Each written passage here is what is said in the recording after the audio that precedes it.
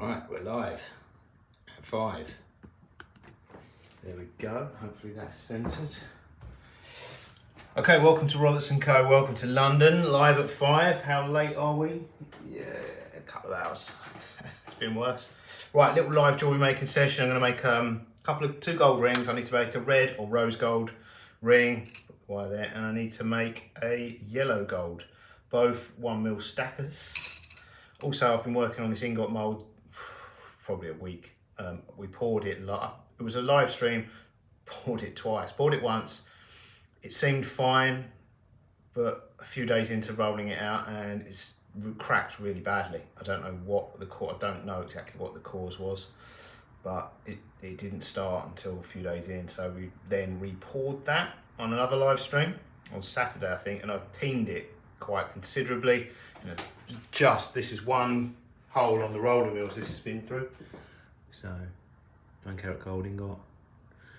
It's not really, it was hammered a lot with a crossing hammer, the peening process. So I try not to go too much, I try not to go too far too quickly on the first few rolls after peening, because that tends, I think that is one of the causes of cracking, just reducing it too much. So it's literally just putting the shape, it's a octagonal shape onto the corner. So we'll anneal that first, quench it in water, pickle, just needs to go up to a dull red for a minute or so, and then we'll start on the 1mm rose gold ring.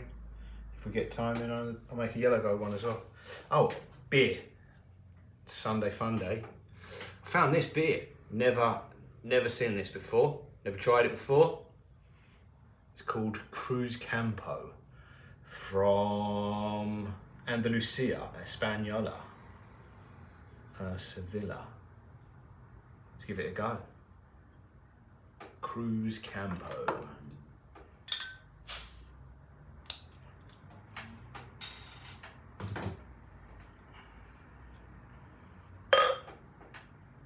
If you watch my previous live streams, you know I'm a fan of Spanish beers. There's been a lot of Estrella involved in the live streams. Why not? Probably not the best idea to, you know, go live to the world drinking, but you know. It's a tough job. I've really messed this up, haven't I, like that? It's getting worse. Right, let's leave that. Whoa! Frothy. Cheers, guys.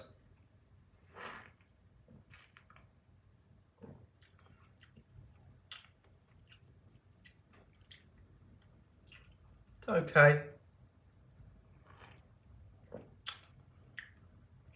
Quite weak. I think it's because I'm used to drink. I think it's like 4% or something. I'm used to the Estrellas, which I think are stronger. Yeah, it's easy to drink.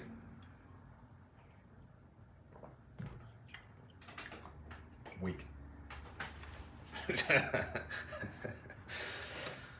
Right, let's anneal this ingot. I'll get up to a dull red, cherry red, hold it there for about a minute, and that will make it hopefully soft enough for a go, another go on the rolling mills, and hopefully we won't get any cracking. Hopefully it was just something I did in the process, either annealing or rolling too much. Hopefully it's not a problem with this little batch of metal, because I did everything that I thought I should have done, and to avoid cracking. And it cracked quite severely, which if you watch previous live streams about me melting a cracked ingot, you'll be able to see. We'll finish this one first, eh?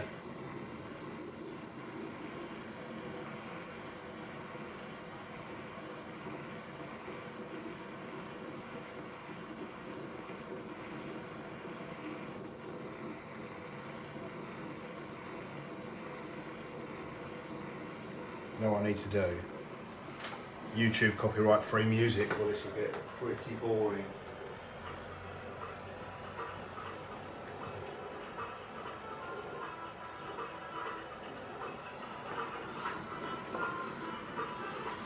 Multitasking.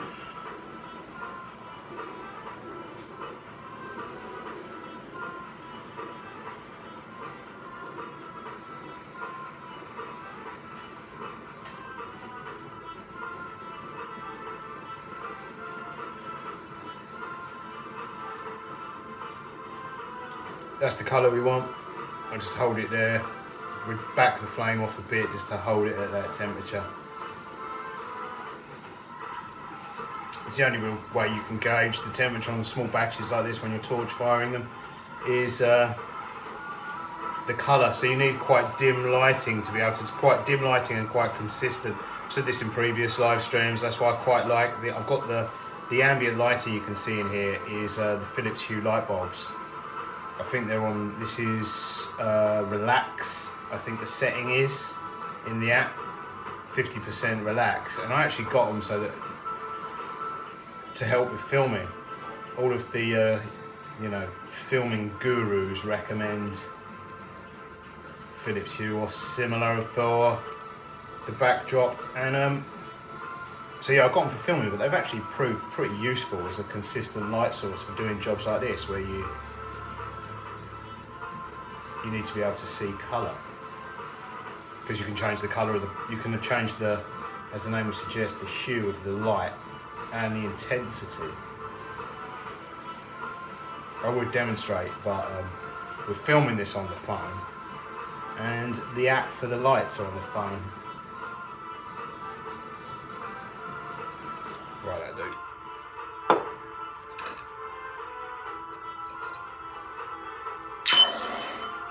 It's just tap water, quenching water. Probably should use pure water. And then into the pickle.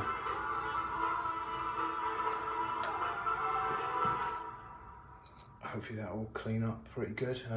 That's going to be hot, pop that there. Right, let's make a gold ring. First of all, I want to make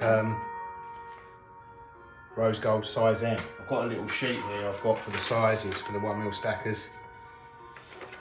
So that'll tell us what size we need. I'll give you a little close up of this. This is 9 carat red or rose, probably rose gold.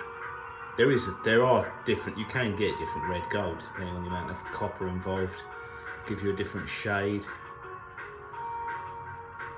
See, rose would be less copper and red would be more copper.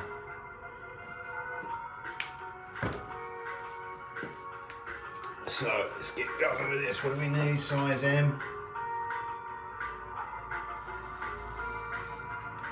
50 M minus 55. So a bit over 55mm.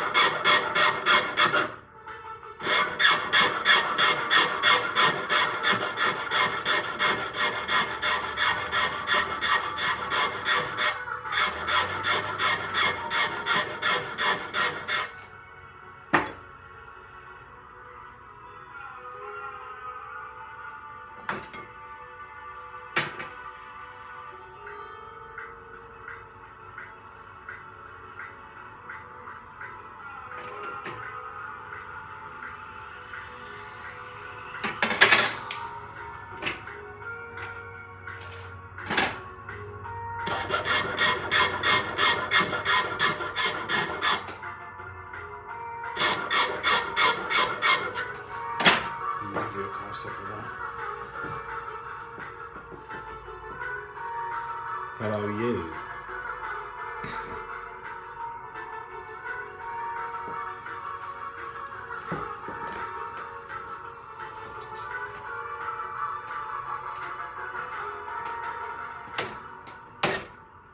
Right, I can, because this is 1mm, I can wrap it around the trigger with my fingers.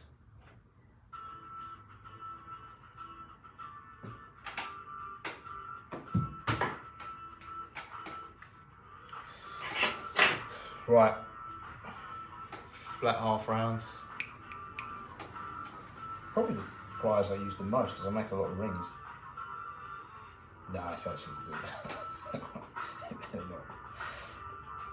They're the pliers I use the most to make rings.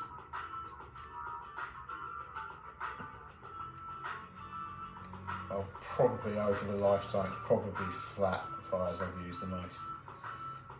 Because they're the most versatile.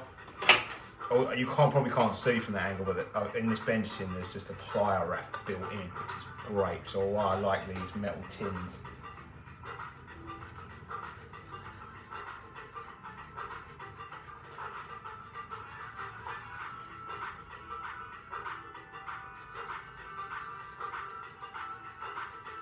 Everyone says you need leather. It's like an old wives' tale. You need leather chin. I've got benches with leather skins in, they're cool.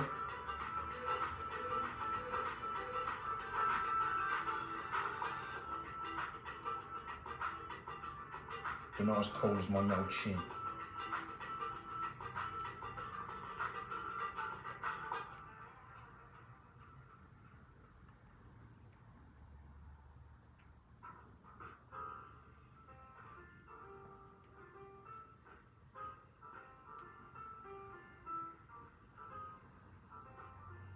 They were almost for a while.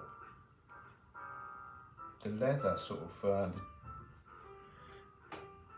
during my time in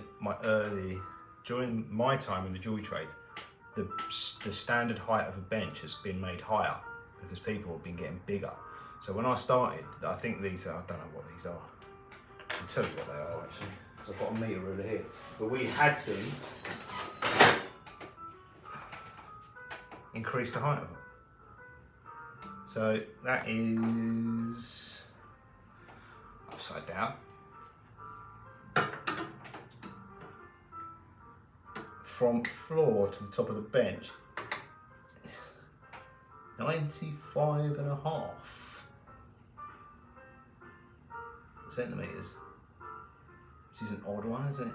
95.5 centimetres, but yeah, they were. I think they were sort of like 90 or something like that. They were lower. They might have even been in the 80s.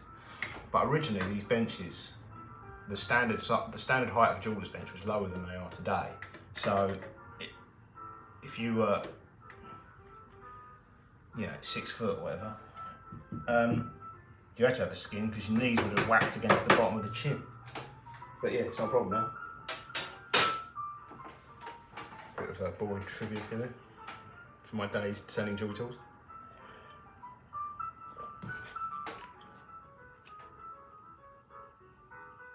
I'm still dabbling now.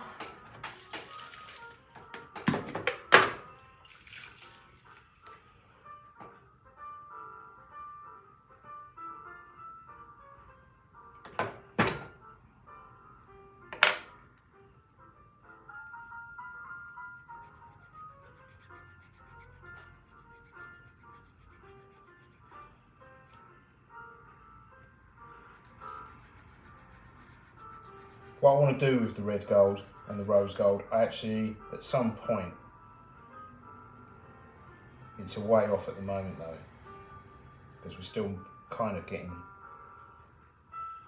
once we've really nailed the ingots, which I think we have, I hope, like, I don't know what's going on with that one. I thought I had, and now I've just cracked one, but once I nail the wire and once I nail the wire and sheet making using alloys my bullion dealer make for me, I will then, the next backward step in that process is to start making our own alloys, which will mean at that stage I can make different colours of gold making our own different alloys, which will mean we will be able to offer both red gold and rose gold.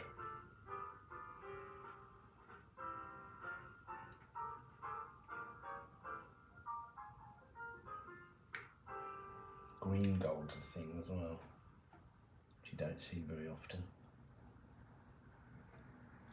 But yeah, we'll be able to offer different shades of gold.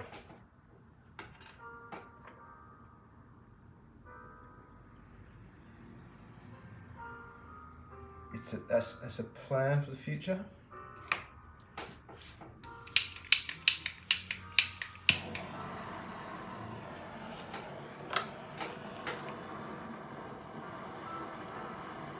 So you just add more copper to the mix, and you get, the more copper you add in, because it will be a mix of, this will be a mix of the 9 carats, 37.5% minimum gold, which is yellow, the only colour it comes out of the ground. And then it will be a sort of a small amount of silver probably, and copper.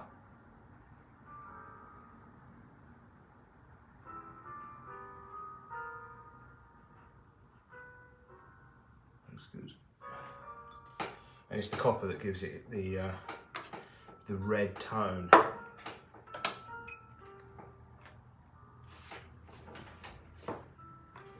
Right, that's that. Now we need to make a yellow gold in size P. So it's going to be 59 mil.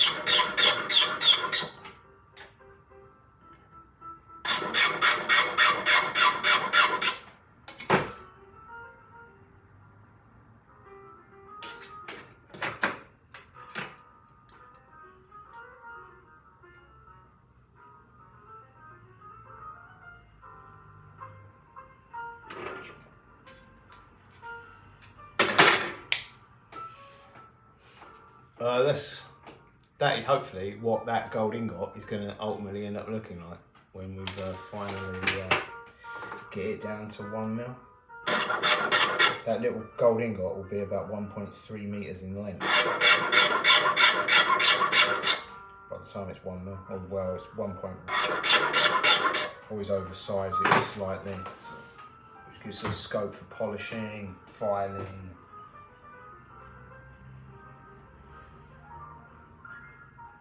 The ring's still being. This wire needs annealing.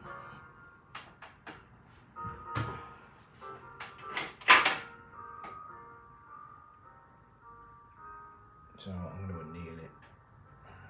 But every time I think I'm going to save time by not this. This has come straight off of a draw. I think we did one whole of a draw plate from memory. I think I was complaining about this last time I was making gold rings.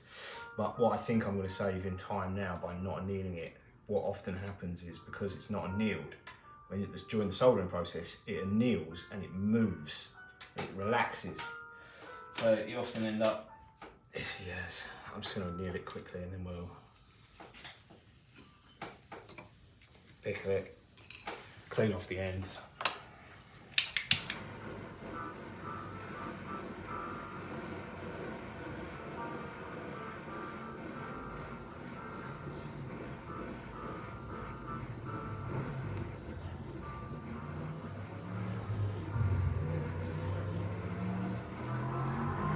It's quite hard to manipulate it when it's this hard.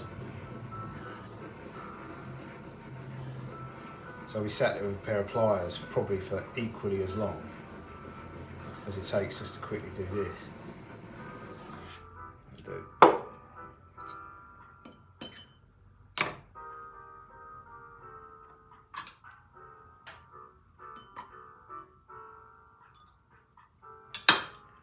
Quick clean.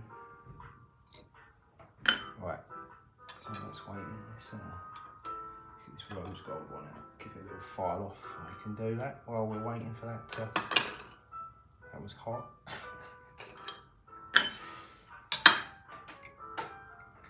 Cloth. I'll give you a close up of this freshly soldered.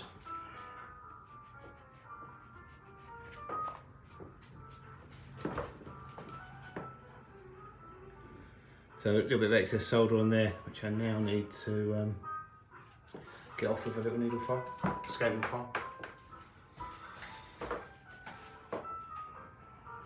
So it's just running through the joint.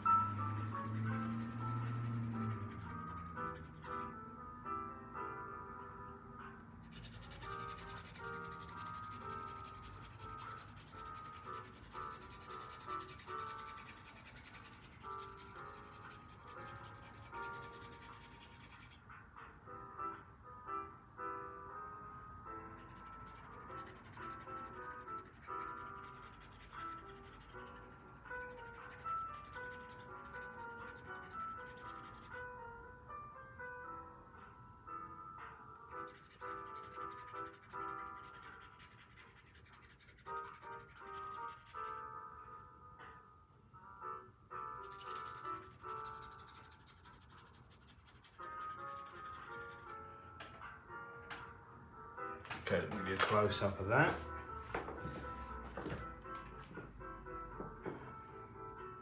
So obviously now we need to make that round. So we can do that on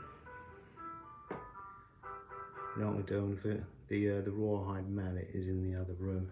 I'll give it a quick go on the satin mop as well while I'm there. I'll be back in 1 second.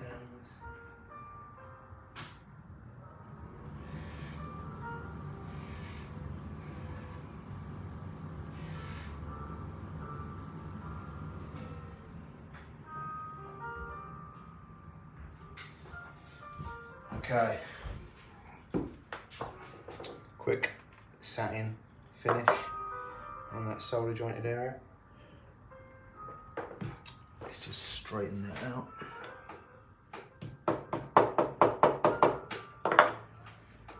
It will go on a ring sizer to get the exact size. I usually take them up size, even if it is the exact size when it comes off this triplet. I will still shape that. I will use the ring sizer, the ring sizing machine, to effectively finalise the shape of the ring. I'll take it up a fraction and then I'll actually reduce it, because the reduction dies on ring switches just get them perfectly flat and perfectly round, which it doesn't matter how much hammering you do. It's not as good as a ring stretcher. So yeah, I actually use a ring stretcher not just for stretching the things, but actually for forming them effectively, final forming. That is bang on the right size. That is bang on and in. Look at that. And there we go, leading edge. Boom. That is exactly a size M, but I'm still going to stretch it probably quarter size and then take it back down the quarter size back to the M, and then you can see there that it's wobbly. That's not acceptable. That's got to be completely flat, and it will be. It's very wobbly there. Yeah, that'll be completely flat. And I mean, it looks wobbly there. That is probably that. If you were to measure how wobbly that is, you can visually see it because this is only 1 mil. So 0.1 of a mil is 10% out, and your eyes see that. So these have probably got to be more perfect than a larger ring. So if you've got a 3 mil ring and it's 0.1 of a mil out, it's a much smaller the percentage than 0.1 of a mil on a 1 mil ring. It's very noticeable when these are just a fraction of a mil incorrect, but I still do it with a 3 mil. I do it for more. Right, let's get this annealed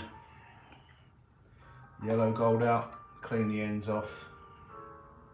because it hasn't really had enough time in that cold pickle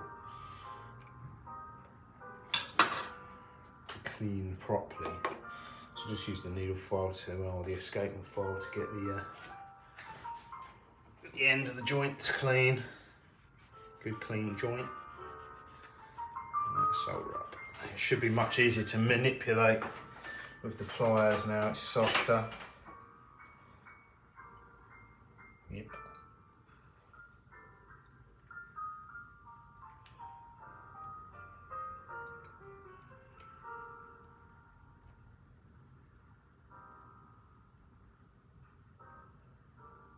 Because again, it goes back to that accuracy thing. You really need this to be soft and annealed soft to manipulate it, because they've got to be exactly lined up, or the joint stands out like a sore thumb.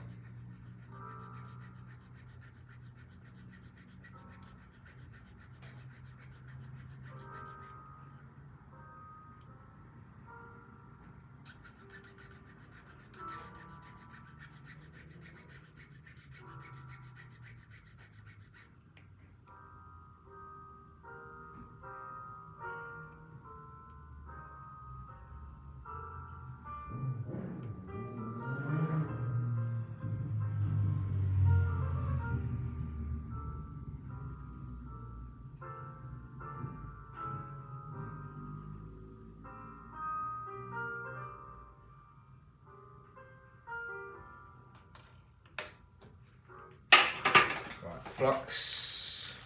A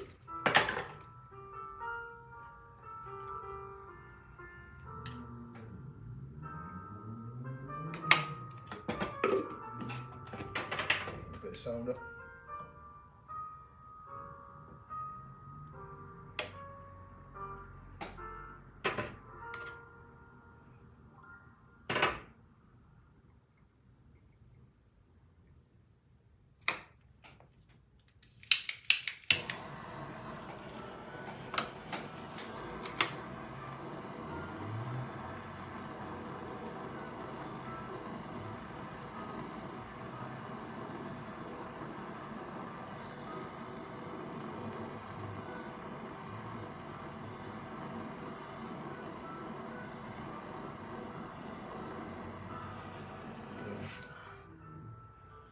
Done.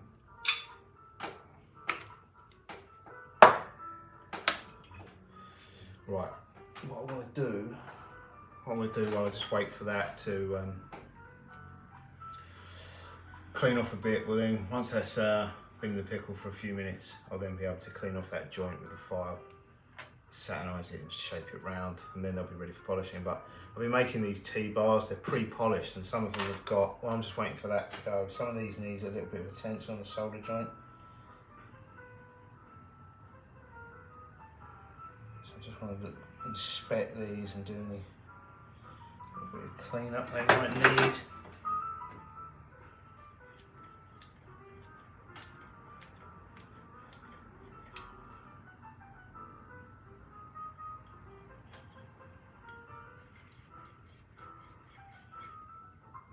Then I've got to go back to polishing.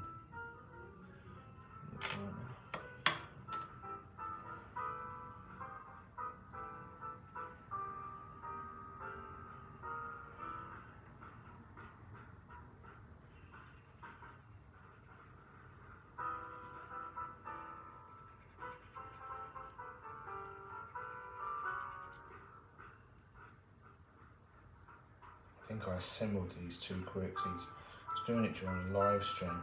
No, they should have been. They should have been. They should really be. I should be doing this when they're before they've got a bail put on them. I think I was hoping they were. The joints were aesthetically better than they actually are. But I've probably been drinking Estrella during that live stream. Blame that.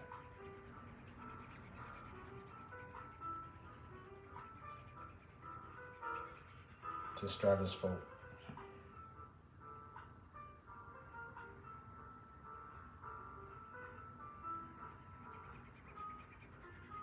like many of the silly things I've done.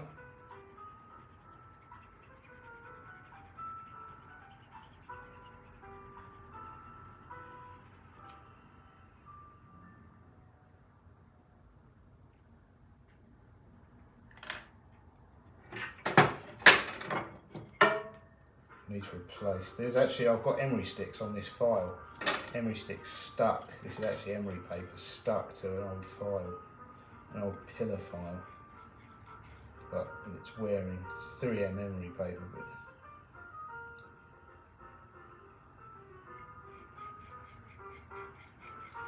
it's a bit thin on the emery.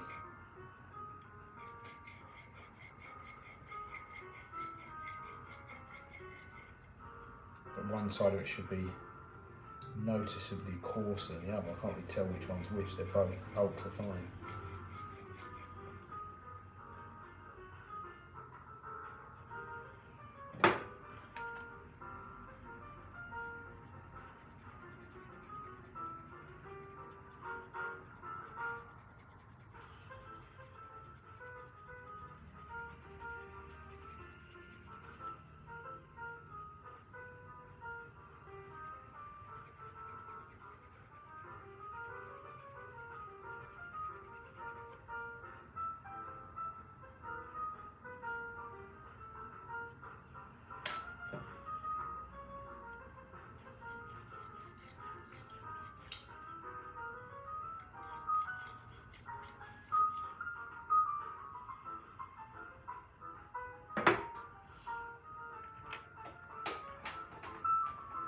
Top up the Cruise Campo.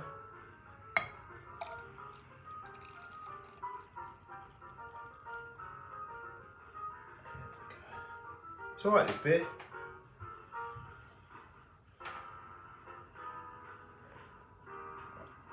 It's not going to be replacing the Estrella, but you know, it's nice to try new things.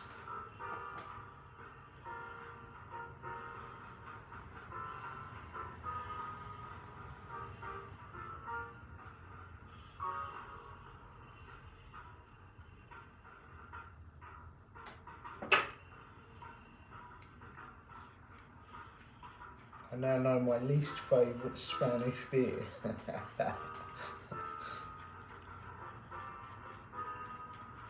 What's the one that begins with M? Mahon? Mahon? Mahon? I like that one. Estrella. I like the Estrella. Estrella do like a Reserva one as well, which is, I think it's quite fierce. Quite like that one.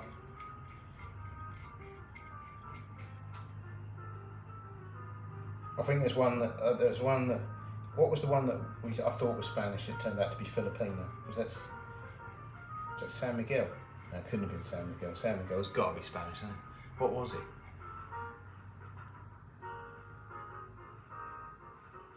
I can't remember, we were drinking it the other day.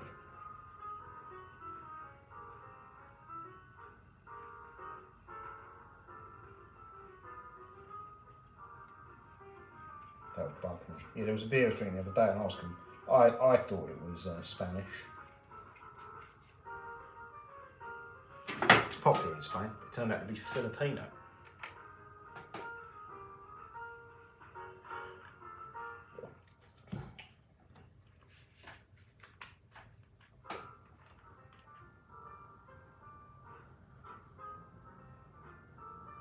Might have been San Miguel.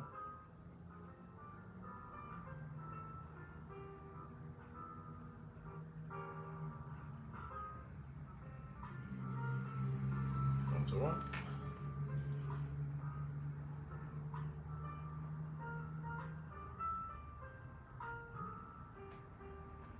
This one is not.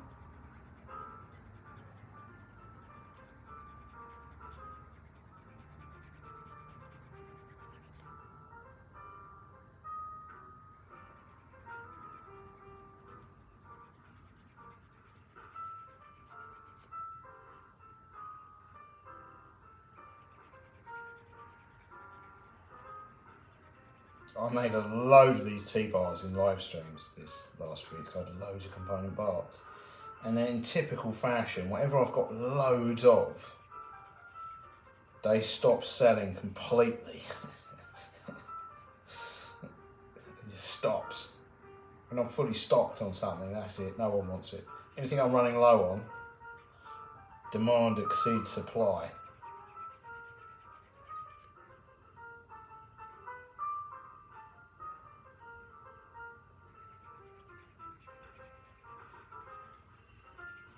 Everyone wants what they can't have, and somehow subconsciously they know what they can't have.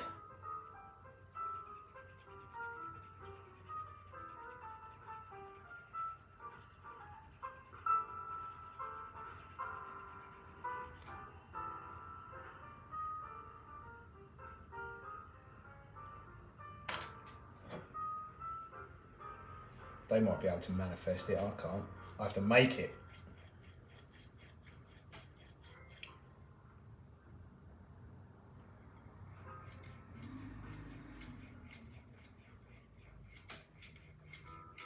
In the real world.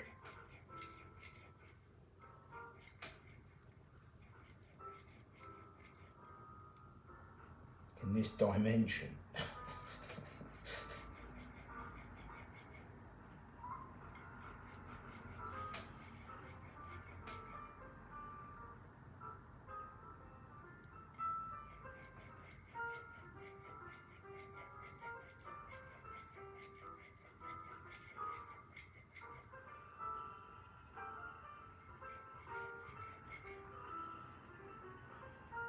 Looks cool. Right, that's enough of that. I've got a mountain of those to do. Look at this.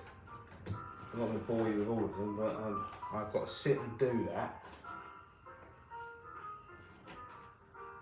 I've got to sit and do that process with all of those. So maybe that'll be a live stream in itself. Watch me file T-bars.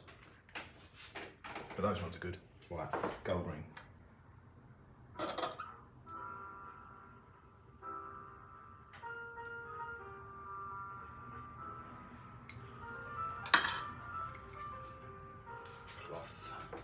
Right, I'll give you a close up of this, freshly soldered, clean it up. Give you another look. Here we go. There we go, straight out the pickle. Nice and clean.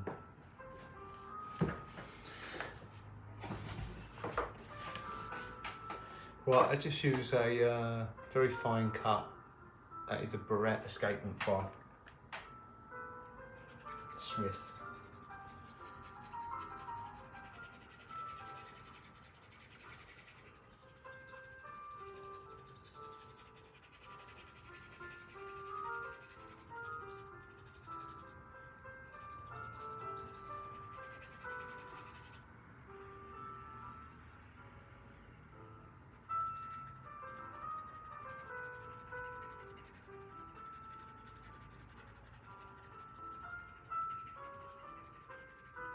No idea why they're called escapement files.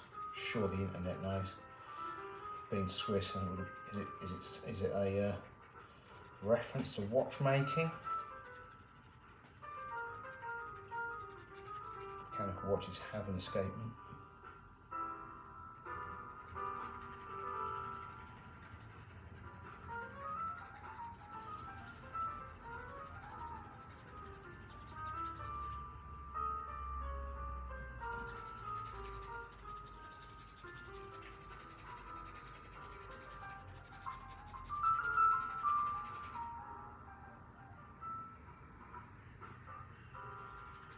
Or is it something, does it have a jewellery related? Is that a French jewellery term? Who knows?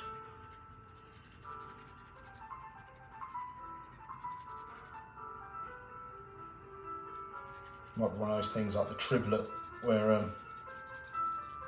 it's like medieval French and we're still using it because the jewellery trade's been going so long. Even the internet struggles to figure out why we call them triplets.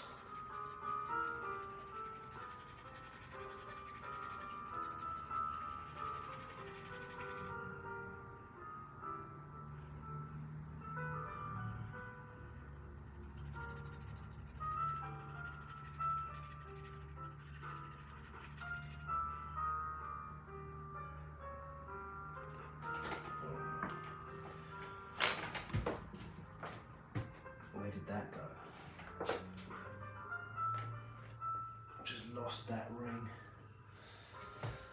live. No, I haven't. There it is. Right, there we go. That's that cleaned up with an escapement file. I'm just going to give it a quick. I want to buff out the file marks just quickly on the buffing machine before I put it in the round.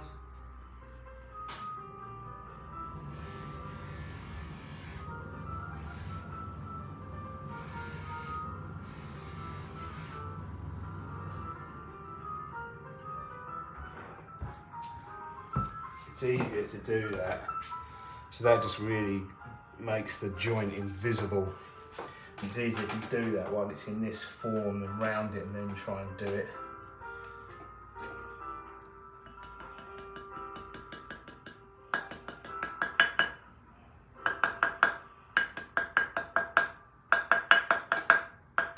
Although if you're making rings this way with the joints in a straight line, opinions divided about which is the best way. I would say from a metallurgy, from a technical standpoint, the people that say you should make them round are correct.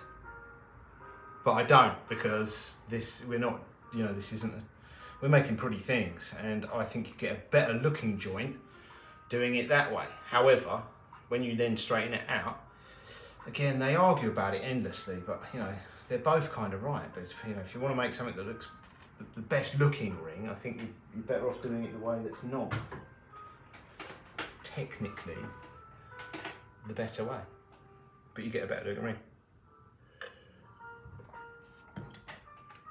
But I think I demonstrated before on much larger rings, heavier rings, when you try and straighten them out, the key, what I was getting at there is, with these 1mm rings, you can remove all the excess solder, then straighten them out. What I've discovered is, if you're making rings this way, where they're straight, if you're doing like 4mm heavyweight, like flat core or something, you're better off leaving the excess solder, certainly on the outside. You want to take it off the inside because it might mark the inside, but you're better off leaving all the excess solder on, straightening it out, and then dealing with it, because it actually provides additional strength to the joint when you're manipulating it.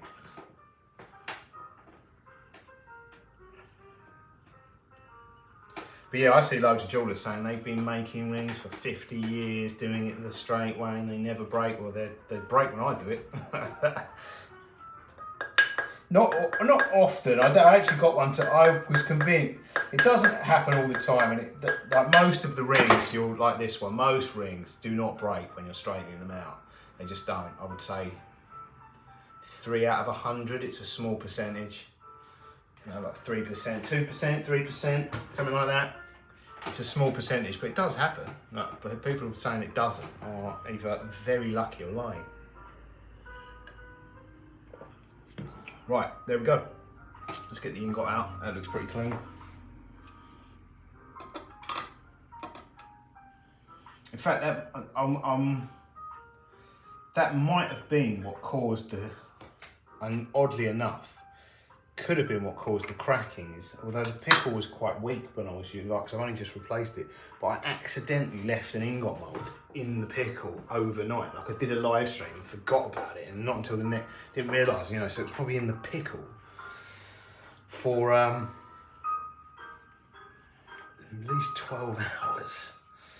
And in my experience, I've never really had it.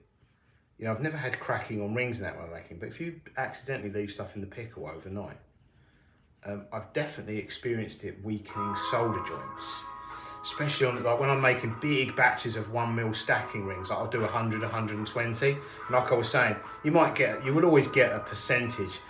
If I was doing it normally, I might get two of them, maybe where the joint's at 2 out of 100. They'd crack when I'm stretching them. If I've left the batch, and I have accidentally left the whole batch, like 100, 120 rings in the pickle overnight or longer, minimum 12 hours, and with that batch I'll get 6, 7, 8 snap, and it does cause brittleness to the joints. It's not an issue, but I've never had the metal itself snap. It's just the solder joints. But yeah, like I said, there's so little information. I've said this before in previous live streams. There's so little information when you're making jewellery from scratch, like when you're pouring molten metal. there's so little information, technical information available on the correct process. There's a lot of people that are doing it and doing it successfully, and everyone's got their own little ways, and but I'm guessing there must be people that do know, but they're just not sharing.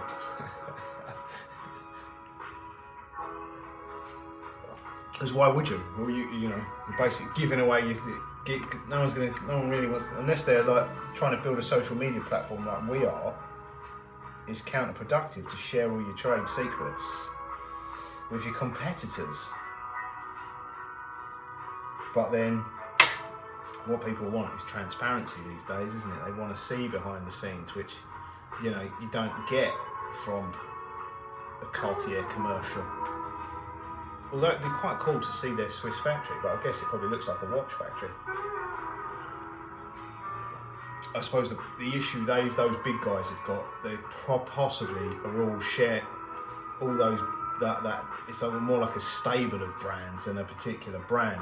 I think the watch houses all have their own workshops because people visit them, but you don't see that many behind the scenes of the jewellery, so they're possibly made in the same place, aren't they? Who knows? Right.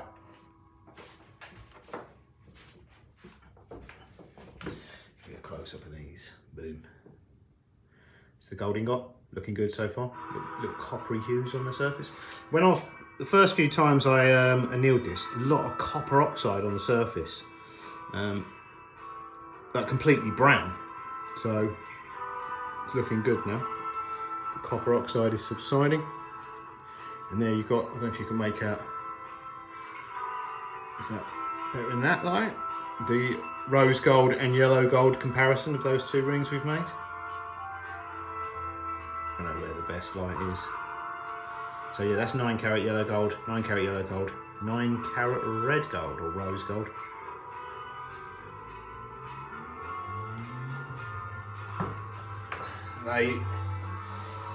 That's ready to go in the rolling mills now, and those two need polish. They need sizing with a ring sizer and polishing. So that's it.